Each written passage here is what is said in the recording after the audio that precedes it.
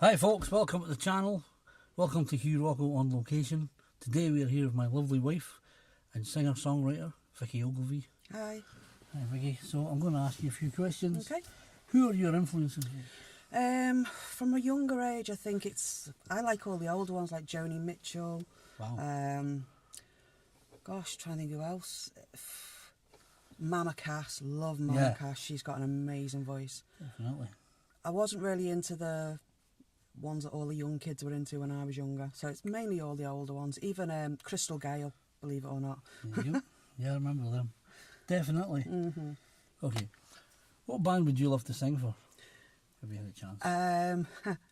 Queen, believe it or not. Queen. Yeah, I'd love to sing for Queen. But would you love to sing for Queen or when Freddie was there? Probably with Freddie. With Freddie. See, this is the thing with being a singer. I'd obviously be taking a lead singer's place, but I think I'd love to sing with Freddie. Definitely. Mm. Anybody else? Pink. Pink. Yeah, I'd love to sing with Pink. That's about it. That's about it. Just them two. Just them two. Well, there you go. Mm. So what big music jobs have you had? When I started out, we're going back a long time now. Yeah. I worked with Park Dean Holidays up in Scotland. Wow. Nice. I worked for P&O. Oh. I worked for Thompson's when I worked in Mallorca with them. Cool. I think that's it. And I've worked for various agencies in Liverpool and on the Wirral and Merseyside. And you're not doing any gigs just now? I'm not gigging at the moment, no. No. Unfortunately, my disabilities don't allow it at the minute. Okay. And yes, you are saying right, folks, we are on location in a car because we have too many animals that would just bark and you wouldn't hear anything. So that's why we're in the car. And it's a nice car. Like that. Have you got any funny stories? Years ago, we used to work with a friend of ours, and we worked with them in a band called Big Picture. Yeah. And we used to do all the corporate dues at Christmas. Yeah. And I remember one Christmas we did a do with, I think it was called Kavanagh. Was it Kavanagh? Kavanagh. Kavanagh. Yeah. Kavanagh. And I remember being so worried and trying to concentrate on what I was doing so much, I fell off the stage, which wasn't very good. And at that moment in time, every single person seems to be watching me. Oh, I think I was singing Dolly Parton. Dolly Parton? I'm sure I was. I'm sure I was singing Jolene. Really? When I came off, yeah. You just straight off the stage? Straight off the stage. Wow. But the thing is, because I laugh at myself, I laughed a bit too hard and couldn't carry on singing after that. Mad stuff. Mm. Okay. What is your favourite singer right now? Somebody I've already mentioned, Pink. Pink. It's not just her singing, it's her songwriting. She doesn't conform, she does what she wants. Yeah. She nearly lost all recording rights when she decided to write I think it was a second or a third album. Yeah. She decided to go her way, and her management dropped her and said it'll never work. But it really did work, and I just love the way she is. I love her style. She's brilliant. Very talented lady. Great stuff. Any favourite songs by her, whatever it is? Oh, it depends what sort of mood I'm in. Like, I have some that are depressing. There's some that make me smile. Obviously, my go-to song at the moment with Pink is Perfect, which I always used to sing for my sister. Yeah. I love Barbie's, which is on her newest album. And I think that her newest album is the one that I really like the most. Her style, and that's brilliant. To be honest, I think every one of her songs, even like the one she done for Dear Mr. President. Yeah, that was a good song, yeah, I like that. You know, that was about the president. Yeah, she just writes how she feels. Yeah. And when you used to write, what influenced you to write? Well, it's just all the same sort of question. Again, it was dependent on what sort of mood. Yeah. I was saying a lot of my writing was angry. About an angry childhood and silly things like that. And I suppose it depends on what sort of mood I was in when I was trying to write the songs. Mm. Some of the songs I've written about you, obviously. Yeah.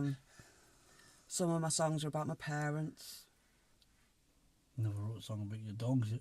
I haven't wrote a song about my dogs yet, or my ferrets. I've lost a few ferrets. So I shall have to write some of them. Squeak. Yep.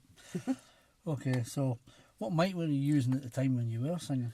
Well, when I started, I think I was on a Shaw SM58, if I remember correctly, the wired one. Yeah. Wired. Yeah. Oh, but I used to keep wrapping the wire around my finger. That was like my comfort safety blanket. Like, oh, yeah. Yeah, I remember doing just that wrap all the this around time. But I think I went from that onto a radio mic, which I think my first was a Shaw, again, radio mic. Now, well, my latest mic, the one that's I still have, even though I'm not singing anymore, is an AKG HT400. Yeah. That still was a great mic. It is a great mic. That was my pride and I joy. think they've been discontinued now, but they're still a great mic. Yes. It's like some of my guitars, they're discontinued, but it doesn't make it a bad mic.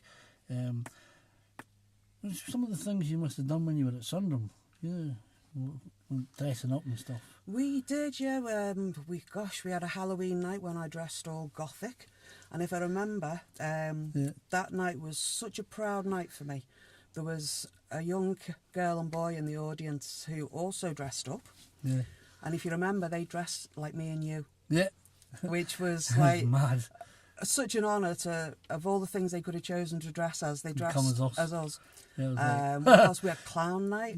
Yeah, that's right. Well, we were both dressed up as clowns, which wasn't hard really. Yeah. You were trying to do the dancing with the wigs on and stuff. Yeah. The disco cabaret nights. nights. See, I can sing and I can write songs, but I can't dance. Can't dance and sing. So we used to have to dance in this cabaret.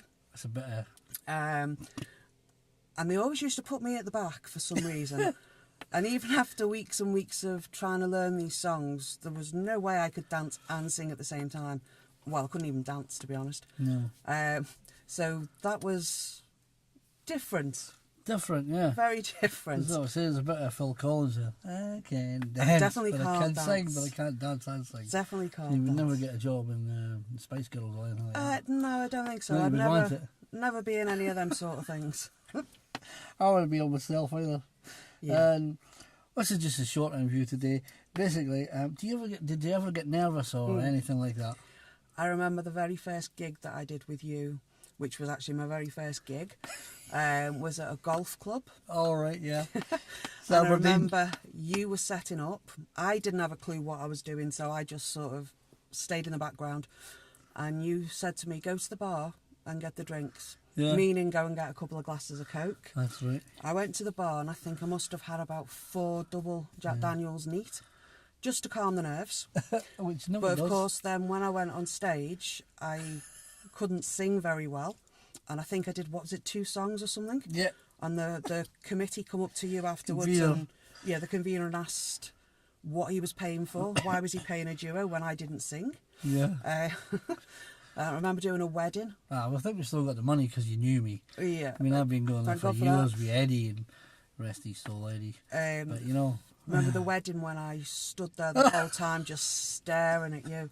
That's when it spilt the Izzy Miyake. Yeah, you spilt all that aftershave all over my lovely outfit. But I didn't know what to do. I was too nervous, and I thought, if I look at you, I'll be okay. If I look at somebody in the crowd, I will just plank. That will be it. There's no way I can carry on. Even sometimes still I get nervous if people who I know come to watch. Yeah. If it's strangers, it doesn't really bother me. I've been singing for that long, even as a kid, with strangers. It doesn't bother me. Yeah, I know what you mean. I don't get nervous. One of the people I was nervous the most about singing in front of was your mum. Yeah. Yeah. My mum was a terrible cricket. Cricket? She's a critic as well. A critic. Yeah, she is. It's, probably because my family's totally musical. But she was very. That's the thing I like. Is she's honest. She tells me what song doesn't work, what song does work. No, you want to drop that, you know. Oh, that Kiss was Me good. by Sixpence None the Richer. You Drop that one. No, didn't like you singing that. I actually thought you sung that pretty well too. I never felt used to good go doing it. very well as well when we done it. But, I didn't like it. No, I didn't like her. You know, it's just one of these things. Mm-hmm. So, are you looking to get back into singing, or are you going to give it a try anything? Or no, I don't mean as in gigging. I mean as in maybe. I want to go back to do some maybe open mic nights. Yeah, because like you said before, sitting on a chair, it's not the same as when you used to jump a bit daft. No, that's the thing, because I'm disabled. I have to sit on a chair now. Yeah. And it's not the same. You can't really feel the music when you're just sat on a chair. I want to be able to move, but I can't. I remember you saying as well that you said to me that you've went from, oh, that mega rock singer that jumps about daft to, oh, that's that girl that sings with the crutch. Yeah. It sort of makes you go...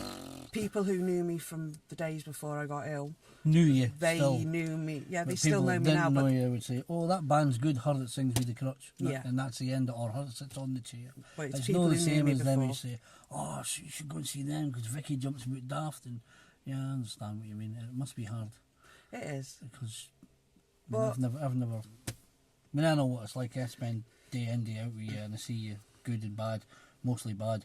But today's quite a good day, so. Yeah, but the thing is, I've been there, I've done it, I've had Yeah, yeah. opportunities that other people haven't. Yeah, you have, yeah. So I'm just grateful that I've had that. Okay, good stuff. Hmm.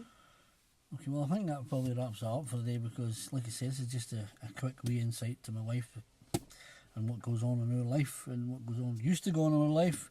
So, thank you very much for You're very welcome. letting me grill you. Letting you Lovely. probe me. Okay. See you later, folks. Thank you, bye. And subscribe if you haven't hit that subscribe button, and also hit the bell as well.